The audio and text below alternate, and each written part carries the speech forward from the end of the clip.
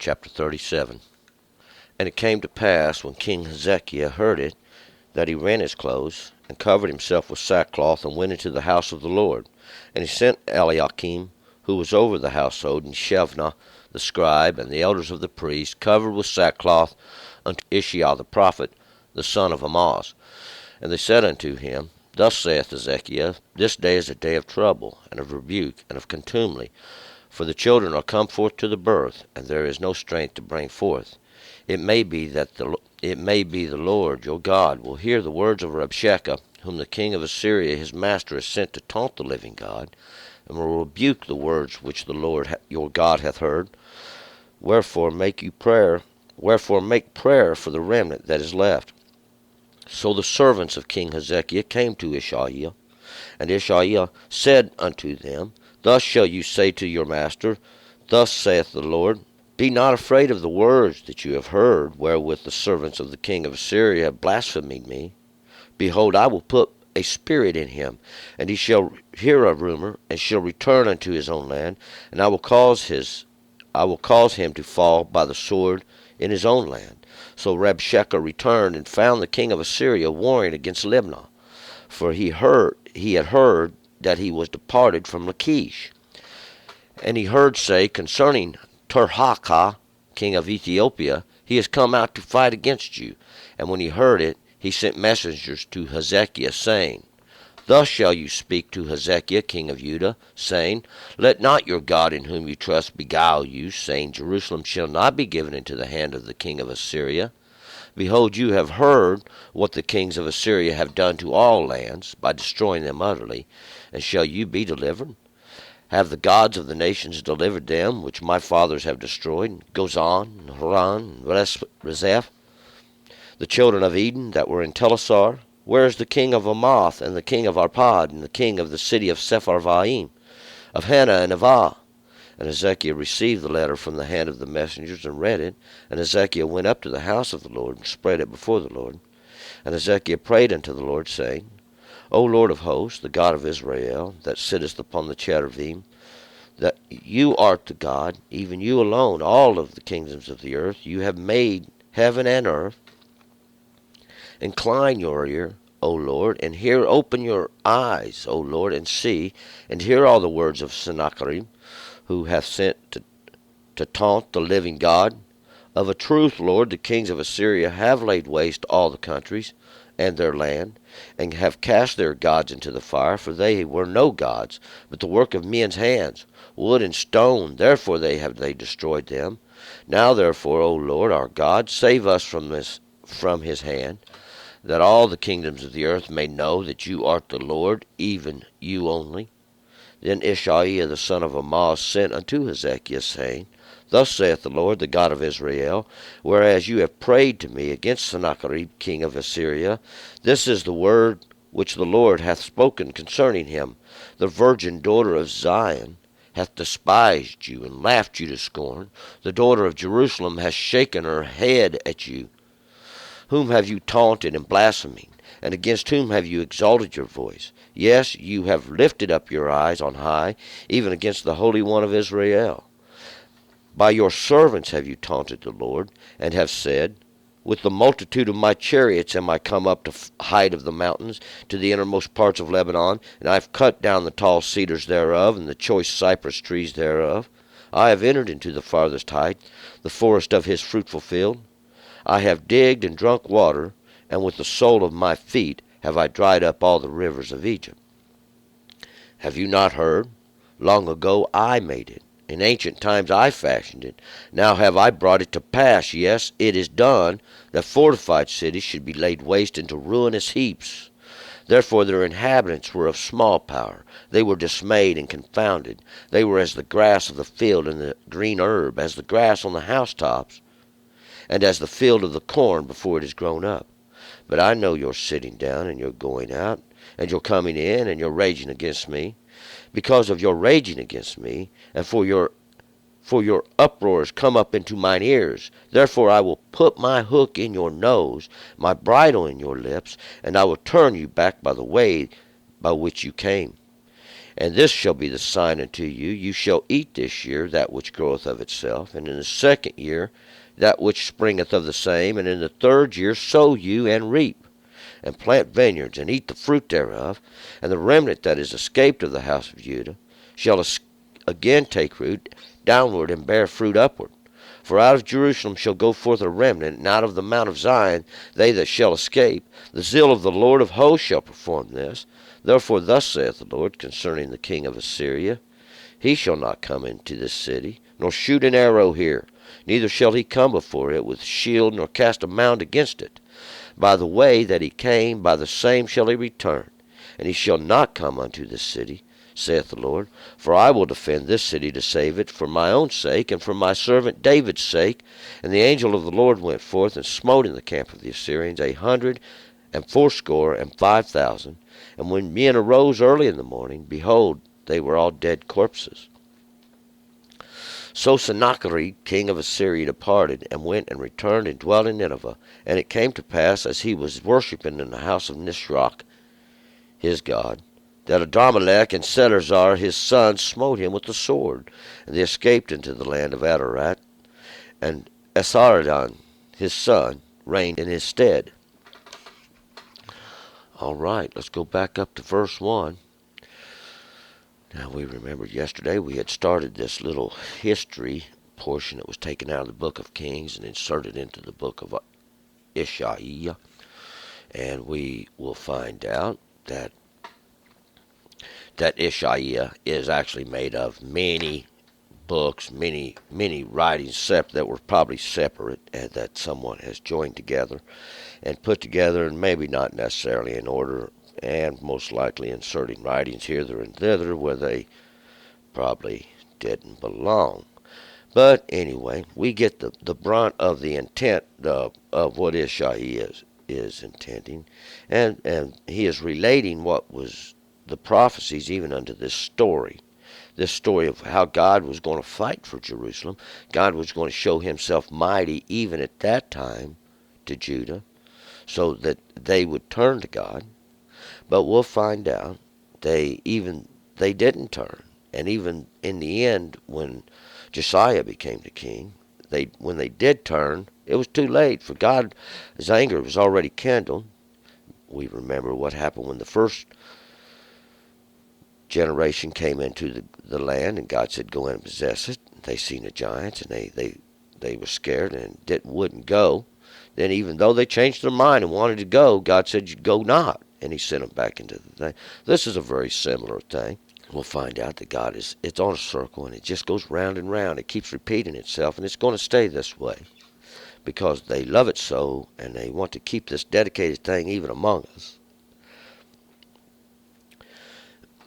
And this all happens during this reign of Hezekiah. Hezekiah is the strength of God, and the king of Assyria had came in and was conquering. He had conquered already Israel and the 10 tribes and scattered them out, and now he was going to set his eyes on Judah, even Jerusalem, and actually had enclosed the city and set a fortress around with a great army. He had sent Sennacherib was the king of Assyria.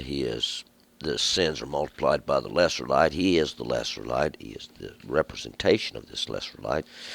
The similitude that God used with Isaiah to teach us this thing. He said, I teach with the prophets through similitude. And Rabshakeh is this cupbearer, even this one who would bear the drink of the king himself. We're going to pick it up here with verse 1. And it came to pass, when King Hezekiah heard it, and he rent his clothes, and covered himself with sackcloth, and went into the house of the Lord. Because we remembered yesterday when we left off that Eliakim and Shebna and them had come to the king with their clothes tore, and told him what Rabshakeh had said. He was standing out there talking to everybody, even those ones that were sitting on the wall. Now the king's tore his clothes. Everybody's tearing their clothes, and they're putting on sackcloth. Why? Well, they have erred. They've turned from God. God is using an enemy outside to threaten, even, but he's going to show a great deliverance here. God's showing you God can deliver. God's the only one who can deliver. But Hezekiah has clothed himself with sackcloth, rent his clothes. This is a show of humility. God is humbling them. Remember, God is going to humble, and he has done this too. And he sent Eliakim, who was over the household, and Shaphan the scribe, and the elders of the priests, covered with sackcloth, unto Ishaiah the prophet, the son of Amoz. And we remember when he sent Ishaiah over to, or this group of men over to Ishaiah. This is the 19th chapter of 2 Kings, and it begins in the same verse. It ends with the same verse, and this is what he did. He did send them over there. And Ishaiah is this delivered of God, and he's the son of the brave or the bold. Amaz means brave or bold, not afraid to stand up. 3. And they said unto him, Thus saith Hezekiah, This day is a day of trouble and of rebuke and of contumely, for the children are come forth to the birth, and there is no strength to bring forth. And basically what Hezekiah has done, he sent them over there to tell Ishaiah, look, we're in a great distress, great trouble, and this is a time of great pain and anguish. And he compares it to even as someone trying to bring forth in birth, but doesn't have the strength. 4. And it may be that the Lord your God will hear the words of Rabshakeh, whom the king of Assyria, his master, has sent to taunt the living God, and will rebuke the words which the Lord your God hath heard. Wherefore make prayer for a remnant that is left. And this remnant that was left was held up in Jerusalem, and it was about all that was left, for the king of Assyria had come down and had conquered the land and was all in the land.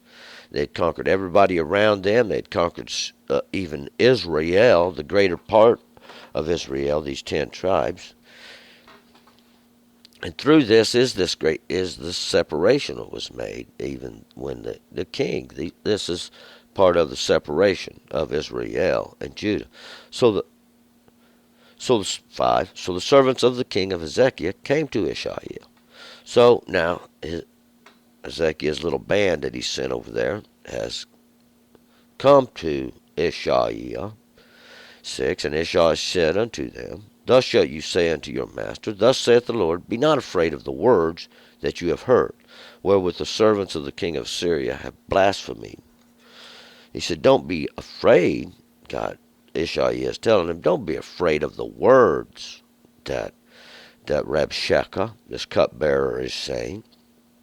For these are just the words of men. He come up without God to do battle. See, God brought him up there for this purpose, even to make an example out of Rabshakeh.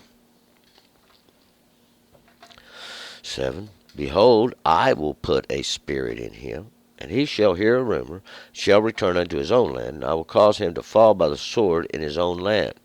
So God is going to put a spirit in him. God is going to take charge now, see?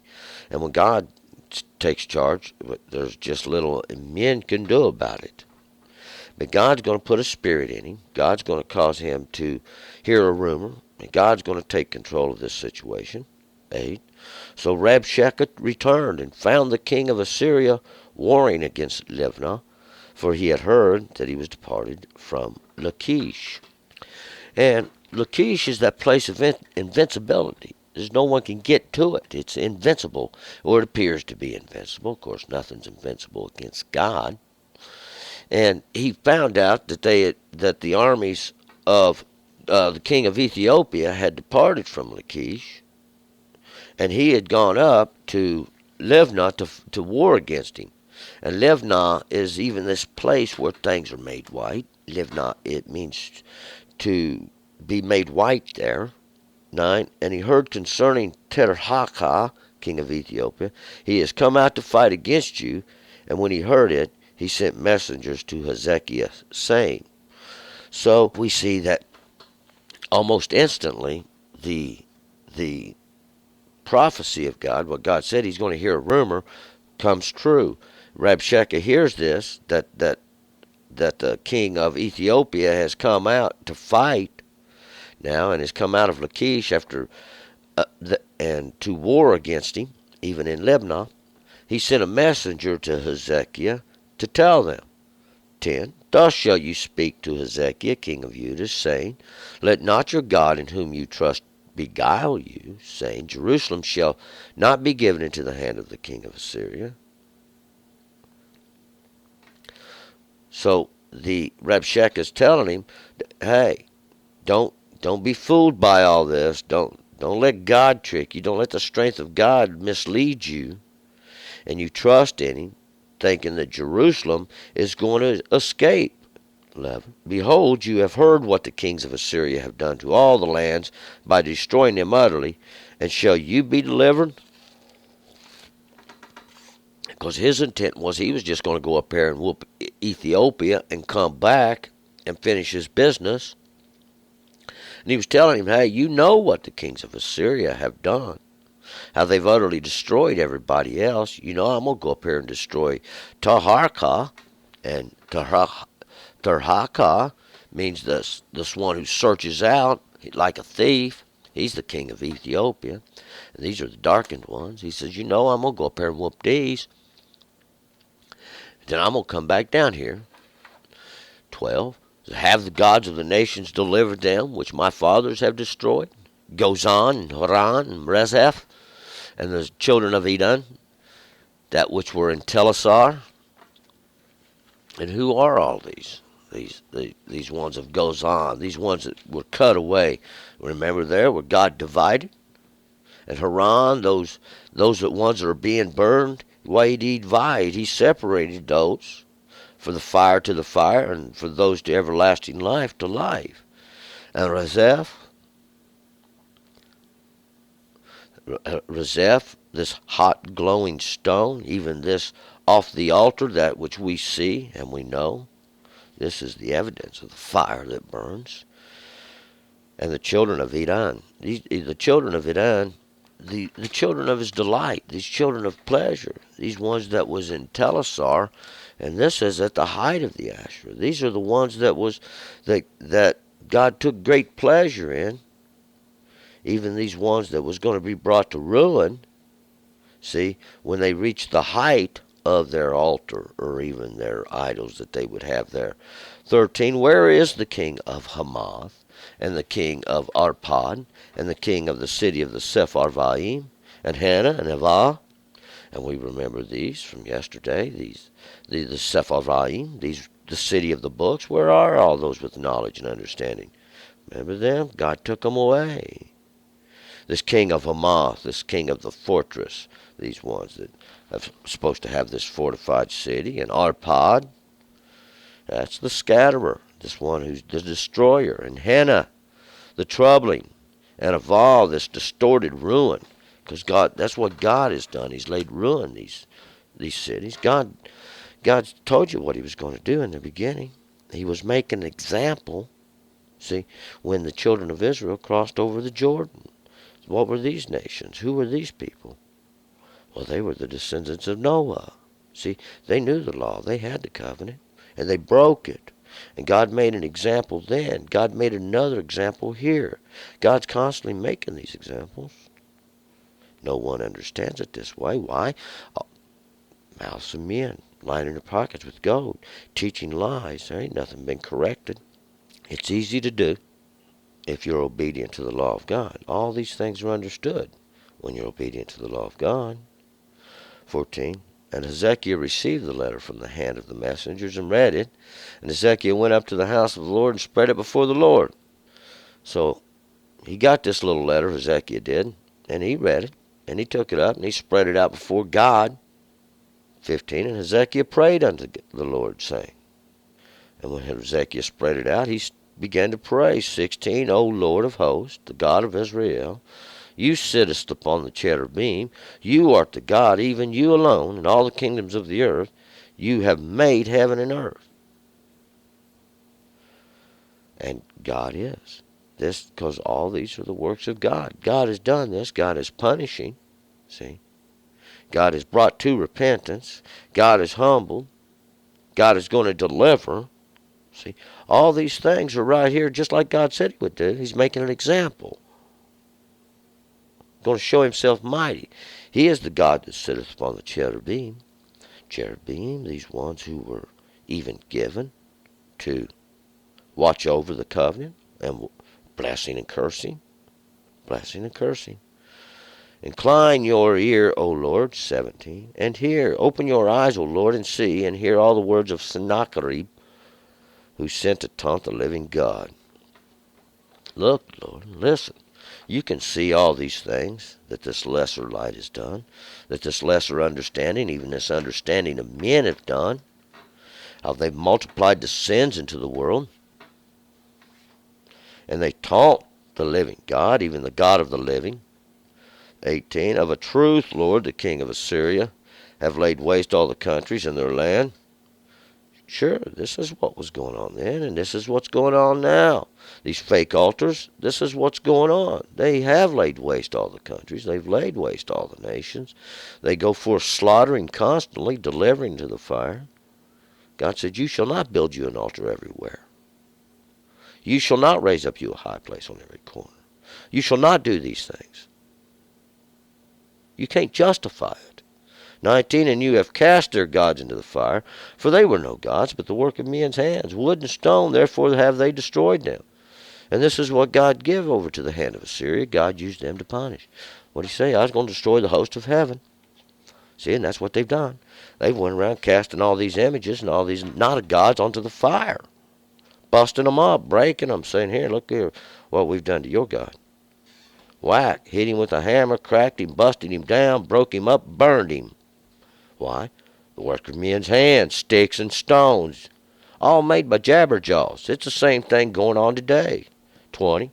Now therefore, O Lord, our God, save us from his hand, that all the kingdoms of the earth may know that you art the Lord, even you only. And this is a very similar salvation that's going to happen in the end time. There is only God, and the law of God, the blessings and the cursings thereof. And any man that won't teach this is a liar and a thief. There is one God, and he's going to come forth in the end, just like he said. He's raised up the end sign. He's going to blow the horn. There's going to be a great deliverance of the end. See, this is the truth. That's why, so that all the earth may know that he is God, and him only. 21. Then Ishaiah the son of Amoz sent unto Hezekiah, saying, Thus saith the Lord, the God of Israel, whereas you have prayed to me against Sennacherib, king of Assyria. So now Ishaiah sent word back to Hezekiah, to the strength of God, and he's told him now, because you've prayed to me against this lesser light that multiplies the sin, this king of the altar, this king of progress, this king of the step up, step forward. 22. This is the word which the Lord has spoken concerning him. The virgin daughter of Zion hath despised you and laughed you to scorn. The daughter of Jerusalem has shaken her head at you. And what does this mean? This virgin daughter of Zion, this one who's not known man, this one who's nobody has had understanding of, has laughed at you. Why? Because she has found you ugly and ignorant, and she has laughed you to scorn. You're not acceptable. And she's shaken her head at you in rejection because you're not found favorable. You're not acceptable. You're not pleasing. 23, whom you have taunted and blasphemed, and against whom you have exalted your voice. Yes, you have lifted up your eyes on high, even against the Holy One of Israel. And that's what you've done. You sent up your servants. You thought you had reached a height. You thought you'd come to the great height. We're going to find this out. See, this is what this is about. They thought they'd exalted themselves, thought that they was some great nation, thought they was some great powerful force, when we're going to find out, see. God likes to lift you up, get you to the top, because he's going to throw you down. This is what happens every time. Check your history books. Dig it up. Find the remnants of it. See, it's all been happened before. It goes round and round. And in an unjust nation, a nation of immoral people, a nation of perverted people, a nation of lying tongues, yeah, and you think you won't feel the wrath of God? How ignorant can you be? 24, by your servants have you taunted the Lord, have said, With the multitude of my chariots am I come up to the height of the mountains, and to the innermost parts of the Lebanon. And I have cut down the tall cedars thereof, and the choice cypress trees thereof. And I have entered into the farthest height, in the forest of his fruitful field. You think you've done all this? You think your hand has done this? You think your power has done this? Well, you've been found ignorant. How could you have done anything? See, you think by the multitude of your armies, you think by the multitude of your chariots, even these little places they stand up there on their altar and get behind it. They think they control the reins of God and the reins of the strength of God. You think you've come to the height of the mountains? God brought you up here. God brought you up here. I tell you what he's going to do with you from up here, the innermost parts of Lebanon. You think you've made your way into the innermost parts of Lebanon, this white, through the whiteness, the purity. You think you've cut down all the tall cedars thereof. What are these? These are these choice cedars even, these choice evergreens, these choice of these things that are evergreen, everlasting. Even these similitudes, they even use today, these Asherahs, they raise them up. God said, you shall not do this thing. You think you've entered into the furthest height in the forest of his fruitful field. God made a way for you. God prospered you. Well, he's going to make an example of you. It's already written. See, you 25, I have digged and drunk water, and with the sole of my feet I have dried up all the rivers of Egypt. And this is what you think, all these rivers of Egypt, these waters that come down from the land of enclosure. You think you've dried them up. You think you've dug with the sole of your feet, this path you've chosen, this way you go. You think you've done something. 26, have you not heard? Long ago I made it.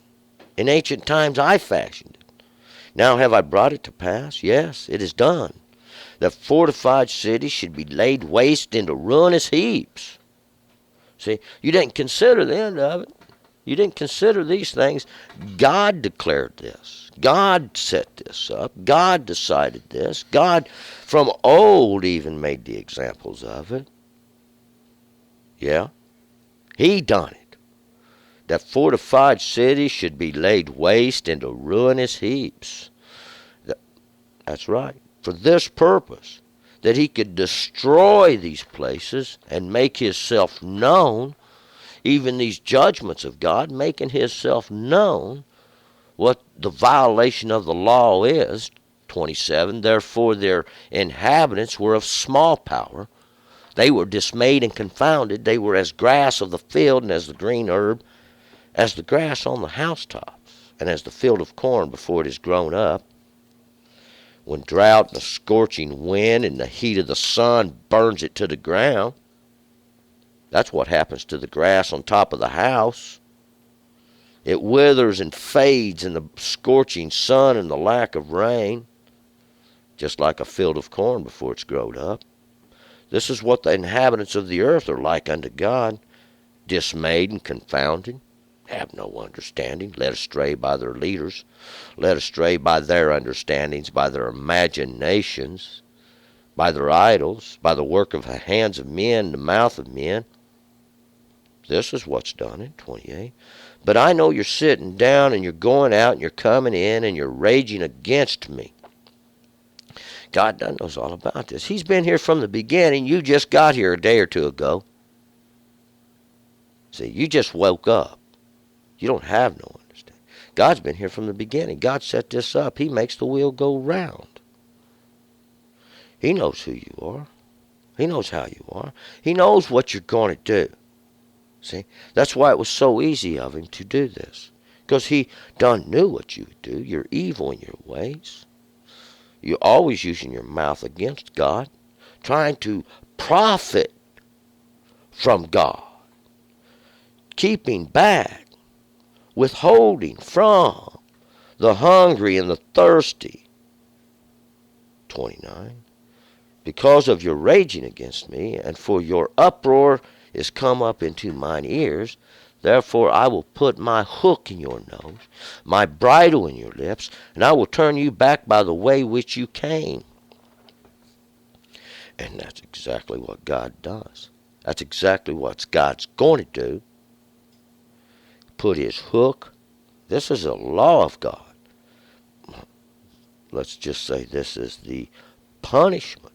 This is the judgment that comes from the disobedience of the law of God. Put my bridle in your lips. This also is the law of God. That you might, and yet he might turn you, this bridle even, judgment and destruction, turn you back by the way you came, see? Because God controls all things. 30. And this shall be the sign unto you. You shall eat this year that which groweth of itself, the second year that which springeth of the same, and the third year sow you, and reap, and plant vineyards, and eat the fruit thereof. And what's it a sign of? We're going to see it was a sign of redemption, a sign that God had redeemed, God had delivered. Eat this year. Eat this year. Take this understanding. Take this understanding, that which groweth of itself. And this second year, witness this understanding, that which springeth forth of the same. And the third year, that will complete this understanding. Sow you and reap. Plant vineyards and eat the fruit thereof. 31. And the remnant that is escaped of the house of Judah shall again take root downward and bear fruit upward. And that's what's going to happen. Because this remnant, God is to prepare. He said, I'll bring you down to the dust, to the chirp, to a remnant. That's what he did. It will again bear fruit. Again take root downward. Again.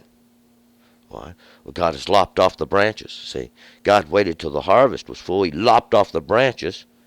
We wait for another harvest. 32. For out of Jerusalem shall go forth a remnant, and out of the Mount of Zion they that shall escape. The zeal of the Lord of hosts shall perform this. The zeal of the Lord of hosts. God's going to do this. The will of God. And you can't get in the way of the will of God. Out of Jerusalem, this place of peaceful teachings, goes forth a remnant, a small amount. And we're not talking about the multitudes. We're talking about a small amount. Out of the Mount of Zion, this high place that is parched, scorched by the fire, scorched by the law of God, made parched, burned, set as a post. You'll know it when it comes around. They've made themselves fat, and God punishes them. 33. Therefore thus saith the Lord concerning the king of Assyria, he shall not come into this city, nor shoot an arrow there, neither shall he come before it with shield, nor cast a mound against it. He ain't coming into Jerusalem. He ain't coming here, God said. This king of this altar, this king of this fake, this alternative altar, this step in progress, nor shoot an arrow. He'll not have no truths here. Why? Well, God said he's going to fight for this city. He's going to protect this city. We're getting ready to see the example. Like a lion, like even a young lion standing over his prey. 34. By the way that he came, by the same shall he return, and he shall not come into this city, saith the Lord. And we're going to find out that he didn't. God brought it about just like he said he was going to do. God turned him. He heard a rumor. He took off, went to fight, and got killed. 35. For I will defend this city to save it, for my own sake and for my servant David's sake, because God's going to fight for the city. God's going to fight for the city.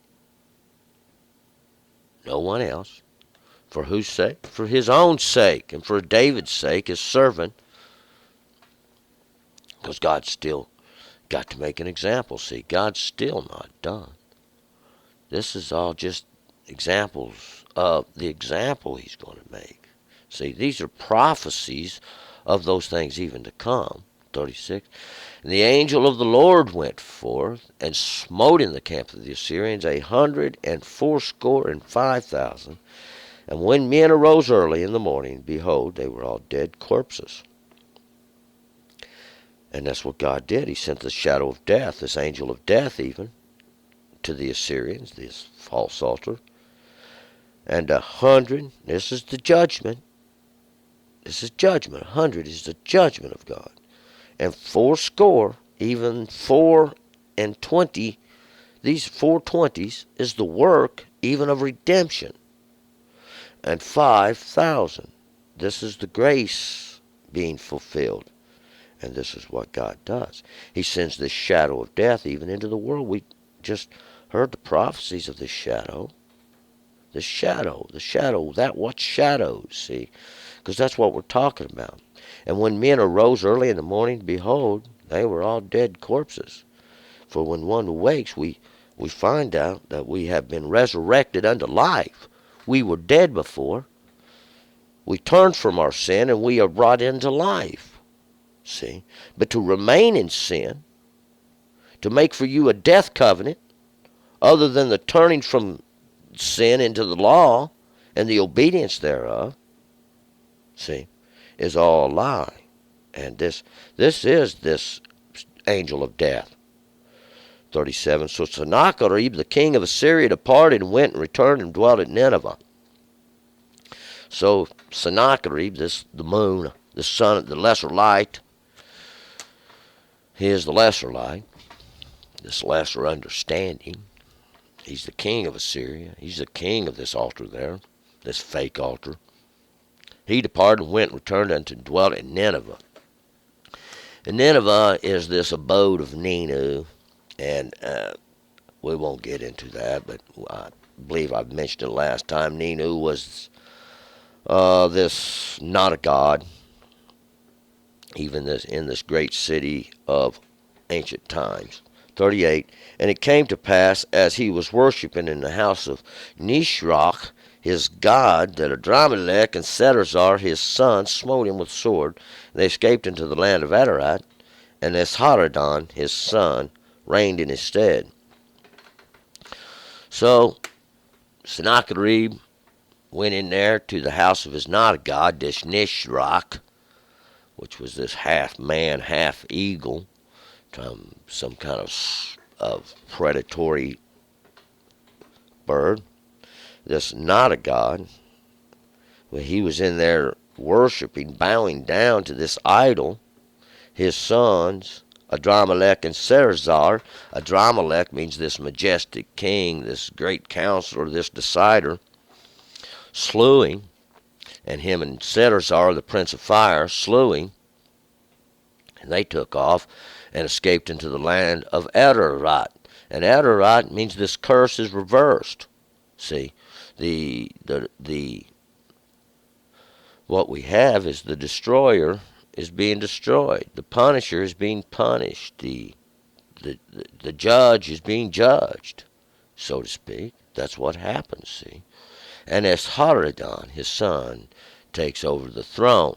And Esarhaddon means Asher has a brother, or a similar. There's another just like Asher.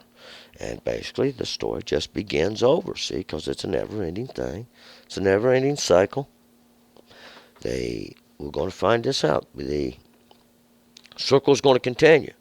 Because why? There's a devoted thing in the midst of the camp, and it has to be gotten rid of. See, it'll have to be destroyed, and then we can continue. God will come again and bless us, and we will be able to return into the grace of God. All right, we're going to move on to chapter 38.